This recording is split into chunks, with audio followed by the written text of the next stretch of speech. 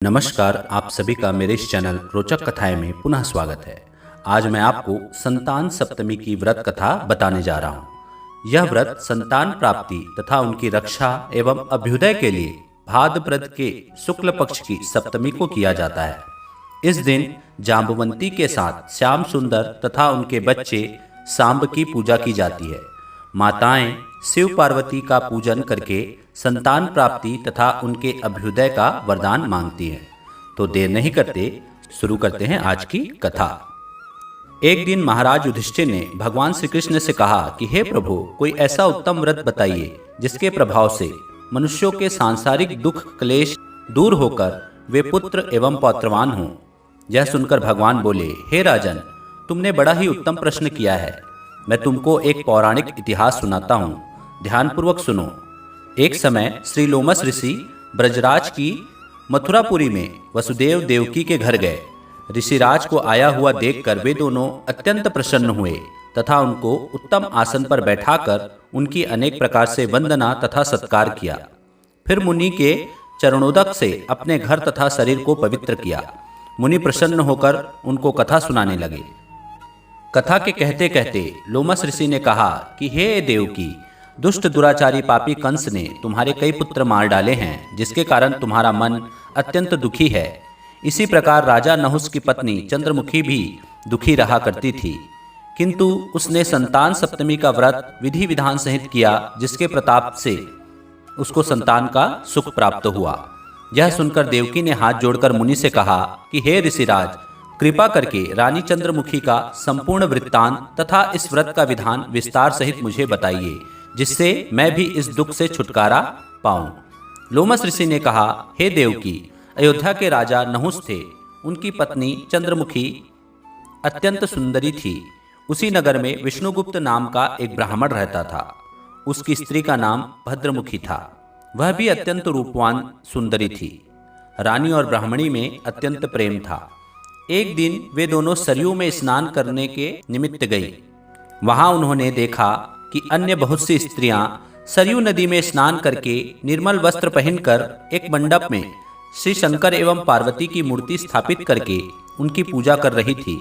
रानी और ब्राह्मणी ने यह देखकर उन स्त्रियों से पूछा कि बहनों, तुम यह किस देवता का और किस कारण से यह पूजन व्रत आदि कर रही हो? यह सुन उन स्त्रियों ने कहा कि हम संतान सप्तमी का व्रत कर रही हैं और हमने शिव पार्वती का पूजन चंदन अक्षत आदि से षोडशोपचार विधि से किया है। यह सब इसी पुनीत व्रत का विधान है। यह सुनकर रानी और ब्राह्मणी ने भी इस व्रत के करने का मन ही मन में संकल्प किया और घर वापस लौट आई।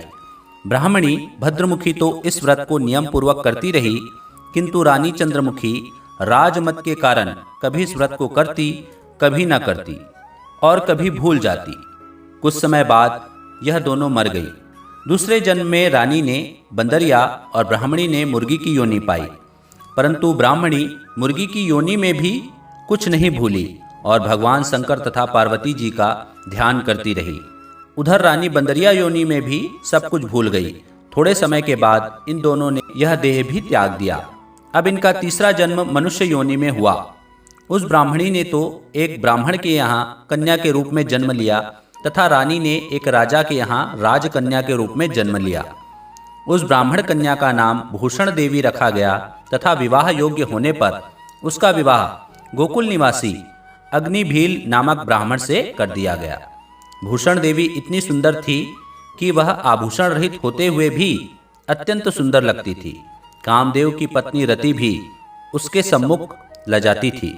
भूषण देवी के अत्यंत सुंदर सर्वगुण संपन्न चंद्रमा के समान धर्मवीर कर्मनिष्ठ सुशील स्वभाव वाले 8 पुत्र उत्पन्न हुए। यह सब शिवजी के व्रत का पुनीत फल था। दूसरी ओर शिव विमुख रानी के गर्भ से कोई भी पुत्र नहीं हुआ और वह निसंतान दुखी रहने लगी। रानी और ब्राह्मणी में जो प्रीति पहले जन्म में थी वह अब भी बनी रही।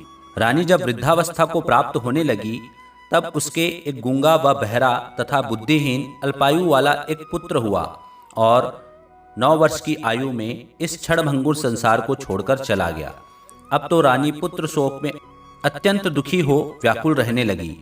देवयोग से भूषण देवी ब्राह्मणी रानी के यहाँ अपने सब पुत्रों को लेकर पहुंची। रानी का हाल सुनकर उसे भी बहुत दुख हुआ, किंतु इसमें किसी का क्या वश। कर्म और प्रारब्ध के लिखे को स्वयं ब्रह्मा भी नहीं मिटा सकते हैं। रानी कर्मच्युत भी थी, इसी कारण उसे यह दुख देखना पड़ा। इधर रानी उस ब्राह्मणी के इस वैभव और 8 पुत्रों को देखकर उससे मन ही मन ईर्ष्या करने लगी तथा उसके मन में पाप उत्पन्न हुआ। उस ब्राह्मणी ने रानी का संताप दूर करने के निमित्त अपने 8 पुत्र रानी के पास छोड़ दिए।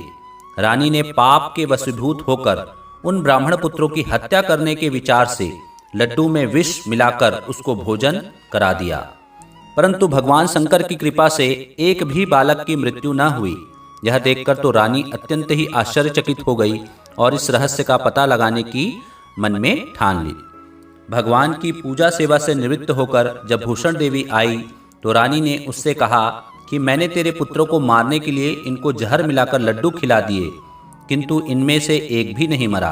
तूने ऐसा कौन सा दान पुण्य व्रत किया है जिसके कारण तेरे यह पुत्र भी नहीं मरे और तू नित्य नए सुख भोग रही है? तू बड़ी सौभाग्यवती है। इस सब का भेद तू मुझे निष्कपट होकर समझा, मैं तेरी बड़ी ऋणी रहूंगी। रानी के ऐसे दीन वचन सुनकर भूषण ब्राह्मणी कहने लगी, हे रानी सुनो, मैं तुमको 3 जन्म का हाल कहती हूँ, सो ध्यानपूर्वक सुनना। पहले जन्म में तुम राजा नहुस की पत्नी थी और तुम्हारा नाम चंद्रमुखी था। मेरा नाम भद्रमुखी था और ब्राह्मणी थी। हम तुम अयोध्या में रहते थे और मेरी तुम्हारी बड़ी प्रीति थी। एक दिन हम तुम दोनों सरयू नदी में स्नान करने गई और दूसरी स्त्रियों को संतान सप्तमी का उपवास, शिवजी का पूजन अर्चन करते देखकर हमने तुमने भी उस उत्तम व्रत को करने की प्रतिज्ञा की थी। तुम तो राजमत के कारण सब भूल गई और झूठ बोलने का तुमको दोष लगा, जिसे तुम आज भी भोग रही हो। मैंने इस व्रत को आचार विचार सहित नियम पूर्वक सदैव किया और आज भी करती हूँ। दूसरे जन्म में तुमने बंदरिया का जन्म लिया तथा मुझे मुर्गी की योनि मिली। भगवान शंकर की कृपा से इस व्रत के प्रभाव तथा भगवान नाम को मैं इस जन्म में भी नहीं भूली और निरंतर उस व्रत को नियमानुसार करती रही। तुम अपने इस संकल्प को इस जन्म में भी भूल गई। मैं तो समझती हूँ कि तुम्हारे ऊपर यह जो भारी संकट है उसका एकमात्र यही कारण है और दूसरा कोई कारण नहीं हो सकता है। इसलिए मैं तो कहती हूँ कि आप अब भी इस संतान सप्तमी के व्रत को करिए, जिससे तुम्हारा यह संकट दूर हो जावे। लोमस ऋषि ने कहा, हे देवकी, भूषण ब्राह्मणी के मुख से अपने पूर्व जन्मों की कथा तथा व्रत संकल्प इत्यादि सुनकर रानी को पुरानी बातें याद आ गई और वह पश्चाताप करने लगी तथा रानी भूषण ब्राह्मणी के चरणों में पड़कर क्षमा याचना करने लगी और भगवान शंकर पार्वती की अपार महिमा के गीत गाने लगी। उसी दिन से रानी ने नियमानुसार संतान सप्तमी का व्रत किया, जिसके प्रभाव से रानी को संतान सुख भी मिला तथा संपूर्ण सुख भोग कर रानी शिवलोक को गई। भगवान शंकर के व्रत का ऐसा प्रभाव है कि पथ भ्रष्ट मनुष्य भी अपने पथ पर अग्रसर हो जाता है और अंत में सब ऐश्वर्य भोग कर मोक्ष पाता है।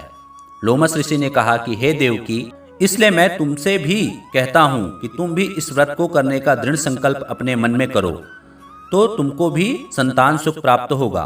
इतनी कथा सुनकर देवकी हाथ जोड़कर लोमस ऋषि से पूछने लगी, हे ऋषिराज, मैं इस पुनित व्रत को अवश्य करूंगी, किंतु आप इस कल्याणकारी एवं संतान सुख देने वाले व्रत का विधान, नियम, विधि आदि विस्तार से समझाइए। यह सुनकर ऋषि बोले, हे देवकी, यह पुनित व्रत भादो के महीने की शुक्ल पक्ष की सप्तमी को किया जाता है। उस दिन ब्रह्म मुहूर्त में उठकर किसी नदी अथवा कुआं के पवित्र जल से स्नान करके निर्मल वस्त्र पहनने चाहिए। फिर श्री शंकर भगवान तथा जगदम्बा पार्वती की मूर्ति स्थापना करें।